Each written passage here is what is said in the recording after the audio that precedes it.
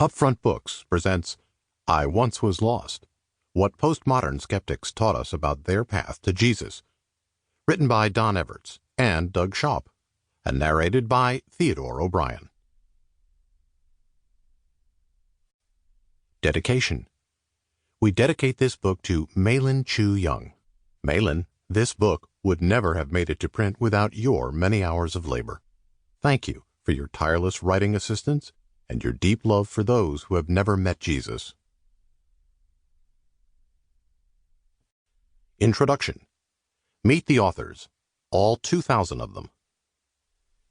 If you are a bit leery of anyone that claims to know anything conclusive about anything postmodern, then you are in good company. So are we. The two of us have been ministering on the front lines of these confusing, mysterious cultural shifts since they became unmistakable in the early 1990s. And any time someone has tried to define or clarify or label all these changes, it has always seemed a bit cartoonish and naively overconfident to us. The more sure the conclusions are about so-called postmodernity, the more incredulous we tend to become. If Microsoft Word still draws a red squiggly line underneath postmodernity, we figured it's still a bit too early to go jumping to conclusions. So we've just kept on ministering daily among college students, those who are riding the front waves of these inexorable, invisible shifts. Yet here we are, more than 10 years later, attempting to say something clear about postmodernity. Well, let's be specific. We are attempting to say something clear about postmodern conversions, and we don't feel that what we have to say is cartoonish or even naively conclusive. Find this hard to believe? We empathize. So before you toss this book aside as another misguided attempt to describe the indescribable, please allow us to explain ourselves. Our stories. Don Everts and Doug Schaupp here. We are both missionaries to the college campus in the United States. We labor inside a campus movement called InterVarsity Christian Fellowship that has been around these parts since the 1940s.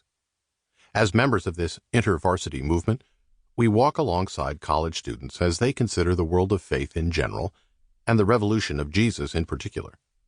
Don has been at this since 1994 and is currently working with students and campus staff in Colorado. Doug has been at it even longer, laboring among students and staff in Los Angeles and various other cities in Southern California. Doug, when the campus first entered the twilight zone of post-modernity, we knew we were in for a ride. In the early 1990s, we could feel the tectonic plates shifting underneath us on campus. The students we worked with increasingly viewed the world around them in entirely different ways from what we were accustomed to. Though the tremors of change had been around for decades, the big postmodern shift became unavoidable in the 1990s. Students weren't responding in the same ways they had before. Sharing the truth of Jesus' gospel no longer moved people. Our evangelistic labors resonated less and had less fruit. We were confronted with the tension of tough questions. How do we find our footing on this shifting terrain? How can we offer Jesus in this new milieu? How much are we willing to embrace and be changed by this seismic upheaval? Tentatively at first, then with greater courage and resolve, we entered the new postmodern world. The 1990s became a decade of great experimentation and risk-taking as we learned to offer Jesus to the next generation. By 1995, we had jumped into the postmodern world with everything we had, no holds barred, no looking back. And what a ride it has been. Within the campus ministry ranks of InterVarsity across the country, many people began wrestling with these shifts on campus and how to respond to them. What do discipleship, evangelism, missions, scripture study look like for these new students? As a movement, we all experimented and prayed and failed and succeeded. It was the beginning of an exhilarating season. Don, most of my own labors have been on campuses in the Rocky Mountains. Cultural observers have often noted that new trends and shifts in the wider culture always seem to hit campus first, and I have found this to be true. They also observe that cultural shifts and movements begin on the two coasts and then make their way into the middle of the United States over time. I have found this to be true as well. So while my staff and I were definitely feeling these cultural shifts in the 1990s, it always seemed that our colleagues on the coasts were being hit harder and faster. In terms of evangelism, we were beginning to calmly ask questions. while Doug and his folks were having to experiment or die. So over the years, I decided to become a student of the coasts, to follow their experiments in evangelism and see what they were learning. This is how I ran into Doug and his friends. They were taking risks in evangelism and coming to some interesting conclusions about postmodern conversions. And while many of their attempts were intriguing in and of themselves, it was the fruit itself that held my gaze. Doug and his staff never claimed to have found the silver bullet, but they were around hundreds of postmodern folks who were investigating the person of Jesus and becoming Christians. From 1996 to 2007, their region had seen more than 2,200 considerably postmodern folks walk the path to faith in Jesus. The numbers caught my eye, but the stories were what caught my heart. These were real students. Matthew and Abner and Mark and Susan, I met some of them and marveled at their stories. These students were becoming powerful believers, many of them becoming missionaries, pastors, and evangelists. On more than 36 campuses in Southern California, both urban and suburban, the InterVarsity staff were surprised and delighted to begin seeing a higher percentage of conversions than most other regions of the country. So when Doug and his fellow campus missionaries started telling their stories and writing down what they had been learning from these new believers about the postmodern path to faith, I leaned in. I wanted to hear what they had learned and were learning, and I am glad I did. A surprising consensus. While we encountered many wonderful books about postmodernity and even postmodern evangelism specifically, we became really interested in getting some real-life data about evangelism and conversion directly from the new postmodern context we walked and labored in day after day. So, we began talking with these new Christians about what happened to them. We talked with our own friends. We gathered staff from various campuses and heard their stories of students coming to faith in Jesus. We interviewed new Jesus followers and listened intently as they told us their stories. And during this process of curious and pretty joyful investigation, we began to detect some deep, overarching lessons from their collective experience. To our initial surprise, we noticed certain common experiences among our friends' journeys to faith. As we celebrated all the conversions we had witnessed, the same themes were popping up again and again. These general themes were so prevalent, in fact, that a group of us came up with what we started calling the 5 thresholds in an in-house working document that sought to give words to what we were seeing. This unpublished article began to circulate a bit. Then the news began to trickle back to us. Our friends around the United States and even in other parts of the world found these 5 phases to ring true for them in their own context. We were stunned. Had these particular new believers actually taught us something generally true about the postmodern path to faith? The more confirmation we got as the years went on, the more we realized we were onto something real and true about conversion in this postmodern world. For those of us who came up with these 5 thresholds in the first place, it feels a little like the TV commercial of the resilient Energizer Bunny. No matter what that silly little bunny goes through, it just keeps on banging that drum. We actually expected the batteries of the 5 thresholds to die out within a few months, but nearly a decade later, the drum still beats. In fact, a group of 30 of us gathered a few years ago for a conference to kill the bunny. Our task was to poke holes in and dismantle the 5 thresholds with our latest stories of folks coming to faith in Jesus. After a rigorous day of discussion and debate, the 5 thresholds shocked us by emerging from the fray largely unscathed. The bunny was still alive and marching. It would seem that all those new believers have taught us something. These real people had real conversion experiences, and their stories have taught us something real and true about the postmodern path to faith. And here's the kicker. The more clearly we see the postmodern path to Jesus, the more natural and relevant and regular our witness becomes, and the more fruit we see in evangelism. Understanding the postmodern path to faith is both freeing and empowering for those engaged in the kingdom task of evangelism. Mark and Abner and the hundreds of others who have walked from the land of the lost into the kingdom of Jesus have steered us right. We take joy in their new lives and are indebted to them for their honest reflections on their spiritual travels. It's their consensus about that journey that gives us the pluck to write this book. In reality, they are the true authors here. They once were lost, but now they have been drawn into Jesus, and they have something to teach us all about coming to faith. The Postmodern Path to Faith. I can remember that afternoon as if it were yesterday.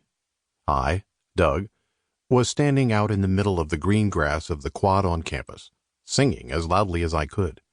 20 of my Christian friends and I were holding guitars and singing "To Witness" to the students who lounged nearby on the sunny patches of grass in the middle of the Cal Berkeley campus. We wanted to show our fellow students our authentic joy and love for Jesus. What better way to witness than with bold worship? And man, did we grow that day.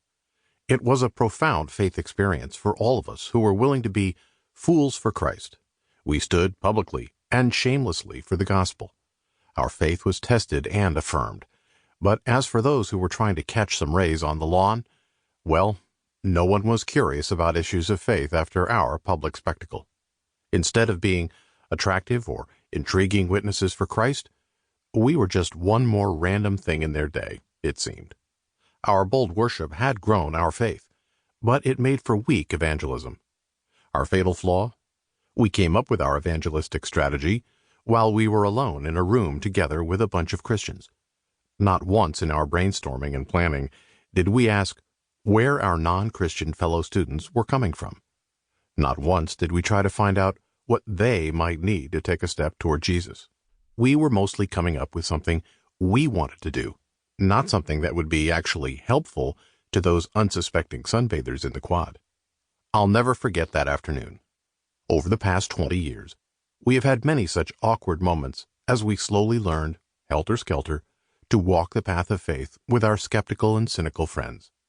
Since that worship on the grass event, God has granted us the humbling privilege of walking the journey of faith with more than 2,000 people who were once lost but now are followers of Jesus. Seeing all these conversions is exhilarating and humbling, because we clearly remember all the inglorious and even embarrassing moments that were part of the learning journey. But seeing all these folks coming to faith in Jesus has done something else to us as well. It has taught us about conversion. Somewhere along the line, we started asking the questions we never asked before going on the quad that afternoon. What is it like for those who are lost to take steps toward Jesus? How can we truly be helpful to them on that journey? There are 2 foundational truths about conversion that all these new believers have taught us over the years. 2 foundational truths about what it's like to become a Christian in this postmodern age. It's mysterious. The first lesson they have taught us about the path to faith is that it is, in the end, mysterious. Again and again we found ourselves marveling at transformations that we never would have anticipated and shaking our heads in frustration at those who seemed near to faith but never got there.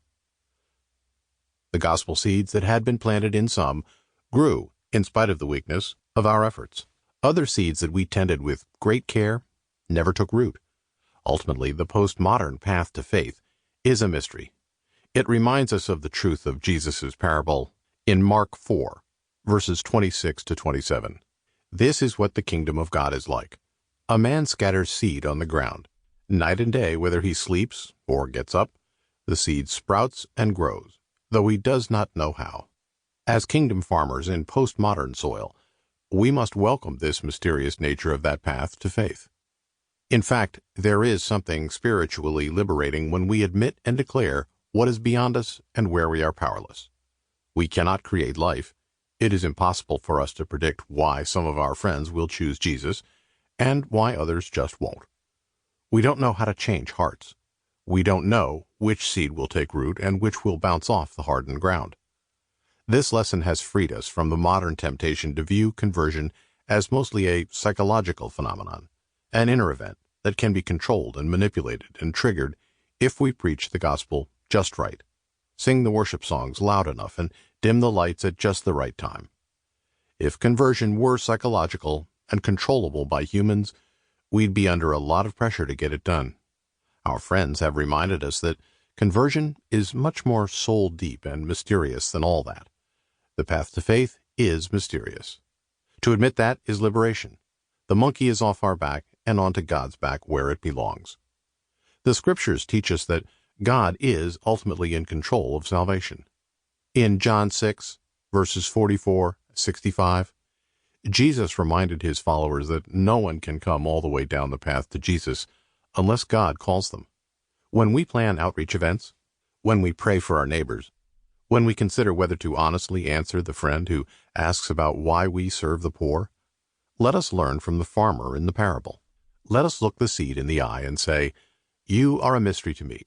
I am about to throw you out there, but I still don't know how you really work." This is the first thing we have to learn from our new brothers and sisters about the postmodern path to faith in Jesus. And it is an important lesson to learn. It's important to hold on to this truth because it is so tempting to grasp for control. Instead of living in this freeing biblical truth, we are often tempted to try to predict and reduce and control the mystery. In order to keep embracing the truth of the mystery of conversion, we need to beware of declarations of certainty. This is how to program evangelism. This is how to share the gospel. This is how to reach seekers today. The postmodern new believers we've walked alongside would warn us against such declarations. Heeding this lesson, we choose to humbly embrace the mystery of conversion like the farmer in the parable. It's organic. The second lesson this group of new believers has shown us is that the postmodern path to faith is organic. As we sat and listened to their stories, we were struck immediately by the mystery, but also by the similar seasons of growth that each of them went through. 5 distinct seasons, in fact. These were what we came to call the 5 thresholds. While this second lesson surprised us, we have found it to be an equally important lesson to learn. Remember how Jesus' parable ends? All by itself, the soil produces grain. First the stalk, then the head, then the full kernel in the head. As soon as the grain is ripe, he puts the sickle to it, because the harvest has come. Mark 4, verses 28-29. Heeding this lesson, we are able to recognize the different stages of growth, which are seed, stalk, head, full grain, and ripe, and seek to love our non-Christian friends wisely and sensitively, adjusting to where they are in their growth. The farmer in the parable could see the different stages of growth and act accordingly. Seeing this organic nature of heading to Jesus has freed us from the temptation to see conversion as primarily binary. If our most sophisticated understanding of the path to faith says that our neighbor is either a Christian, on, or not a Christian, off, then we tend to have just as unsophisticated a response to them. If they aren't a Christian, well, it's time to pull out our evangelism shotgun to try to force the switch to the on position. That's what it means to do evangelism, after all, which tends to explain why we so rarely engage in evangelism. But just as no farmer would spend all her time scattering seeds or all his time swinging a sickle, we see such one-trick evangelism as foolish spiritual farming. There are 5 distinct seasons of growth that we've noticed again and again. Realizing this organic way that people make their own way down the path to faith frees us to respond to our friends' particular needs at the time. While one-trick evangelists always seem to annoy our friends, they've also told us that they never would have traveled all the way to Jesus if someone hadn't come along and helped them with the different parts of the journey they were on. But if the path to faith really is organic, if there really are 5 distinct thresholds along the way to faith in Jesus, then is it really mysterious? Is conversion mysterious or organic? It's both. In the end, the path to Jesus is both mysterious and organic. Back to Jesus' whole parable. This is what the kingdom of God is like. A man scatters seed on the ground. Night and day, whether he sleeps or gets up, the seed sprouts and grows, though he does not know how. All by itself, the soil produces grain. First the stalk, then the head, then the full kernel in the head. As soon as the grain is ripe, he puts the sickle to it, because the harvest has come. Mark 4, verses 26-29. This image Jesus paints is full of tension, isn't it? At the same time, it underlines the mysterious, uncontrollable nature of conversion. The farmer sleeps, and yet the seed grows in ways he can't understand. And the need for work, scattering seeds, harvesting with the sickle. While it affirms the hidden nature of change, it happens at night when no one is looking. It also shows the natural, organic process that change follows. First seed, then stalk, then head, then the crop is ready. While the growth of the plant is mysterious, it still follows nature. It is organic, and that means that for the seed to become a ripe plant, it will grow in a certain way. This was the lesson our friends were teaching us. Each individual path to faith was a unique mystery, and their collective paths to faith had surprising similarities. These tremendous people, who once were so jaded about Christianity, and who are now dedicated believers, have told us in surprising unison that the path to faith these days is both mysterious and organic. So their stories place us in attention. How do we stand in awe of the mysterious growth, while at the same time helping them to the next natural threshold along the path? Well, living in that tension is what the 5 thresholds is all about. The 5 thresholds of postmodern conversion.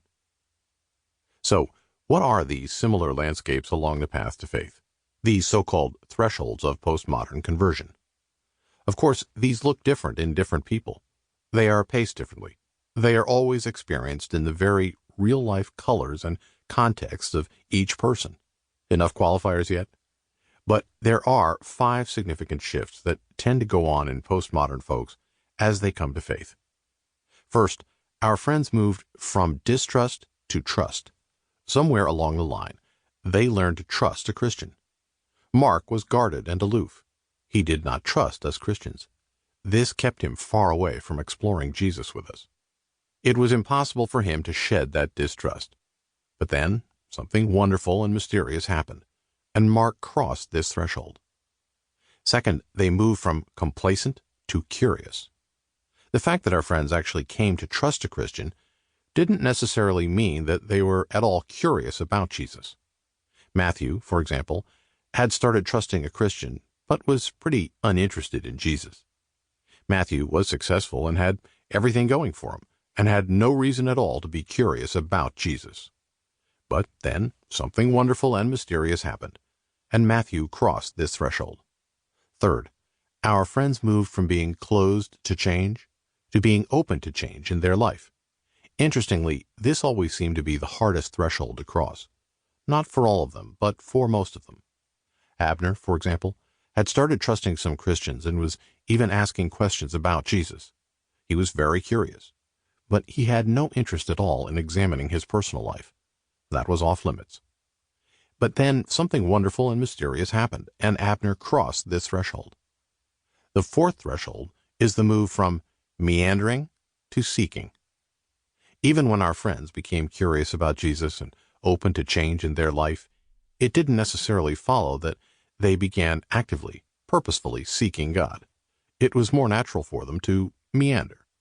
Steve, for example, was very intrigued after some Christian students, whom he met sleeping in cardboard boxes at an event to raise awareness and dollars for the homeless, talked with him about Jesus.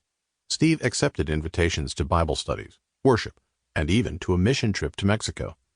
But he wasn't necessarily wanting to come to conclusions, to really seek answers. But then, something wonderful and mysterious happened, and Steve crossed this threshold. Finally, each of our friends had one more threshold to cross. They needed to cross the threshold of the kingdom itself. They needed to repent and believe and give their life to Jesus. Many people who journey well along the path to faith, learning to trust a Christian, becoming curious about Jesus, becoming open to personal change, even seeking after answers, never become Christians. Sarah might have been one of those folks. She was interested in Jesus, loved her new Christian friend, and even went to conferences and Bible studies. But she was a scientist and couldn't imagine becoming a person of faith, not without physical proof. But then something wonderful and mysterious happened, and Sarah crossed the threshold into the kingdom itself. What do you do with these thresholds? These foundational lessons about conversion have been freeing for us to learn. Understanding the mysterious nature of the path has freed us from activism and ushered us into a humble place of wonder and prayer. And understanding the organic nature of the path has freed us from the frustrations of one-trick evangelism and empowered us to get involved in the specific unfolding mysteries of our friends. We can now look at someone and ask, where on the path are they? Once we figure out more or less where they are, we can more easily empathize with their situation. We can fully appreciate the wonder and importance of where they are. A few years ago, Doug's son, Mark Lee, entered the first grade and ran up against a powerful threshold: reading. Though he was fluent with the alphabet, he could not put words together. He would look at the first letter of a word and then just throw out a wild guess. He was frustrated. Would he ever learn to read? It seemed impossible. For my part, I couldn't remember what it's like not to be able to read. Words instantly have meaning, and understanding seems to come naturally. Yet it would have been ridiculous for me to say, "What's the problem? Just read."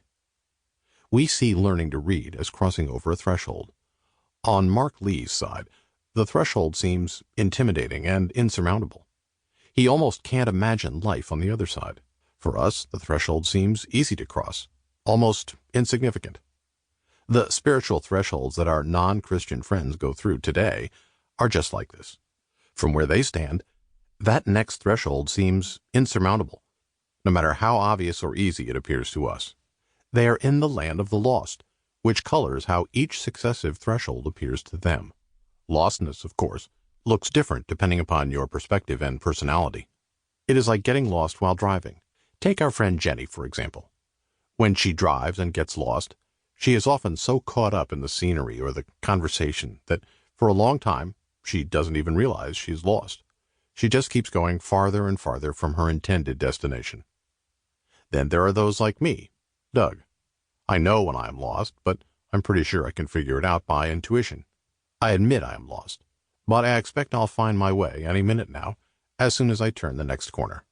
Finally, there are those smart people who know they are lost and know they need to get some directions. They stop and ask for help. It's important to remember these different ways lostness can feel. Lost may be an accurate description of non-Christian friends from our perspective, but it may not feel like lostness to them. We can't know what each threshold feels like for the person going through it, but we can ask and listen. This is what we did. We asked our friends to describe each threshold to us from their perspective, and here we try to use their words to talk about each part of the journey. And the great news is, the better we listen, the better we can serve those on the journey. If someone hasn't crossed the first threshold, for example, we can stop handing them copies of More Than a Carpenter and realize they are at a place where considering the claims of Jesus isn't the issue. Just trusting a Christian is the issue, and handing them that book, even if it's done out of love, might actually push them even further from crossing that first threshold. Knowing where someone is on this postmodern path of faith can help us empathize with them. It can soothe our frustration as we realize how insurmountable that next step may appear to them. And it allows us to ask another wonderful question. How can I enter into the mystery of this stage of their growth? If a friend hasn't even begun trusting a Christian, we can stop hounding them to go to church with us and try to figure out how to build trust with them. If our neighbor has been past the first 4 thresholds for years and is an active seeker, we can stop trying to build trust and try to figure out how to help them cross the final threshold. Of course, these thresholds are not magical or prescriptive. The reality is, not everyone will cross a threshold. Not everyone will become a Christian. Even if we become aware that someone hasn't even crossed the first threshold, that doesn't mean they will end up trusting us, or any Christian, no matter how much we try to be trustworthy. Some people will never receive the seed. Jesus was very clear about this. For example, in Mark 4, verses 14 through 19. What these thresholds are is helpful. The more we heed the lessons of those who have walked this postmodern path to faith, the more freedom and joy we experience, and the better we are able to love our other postmodern friends.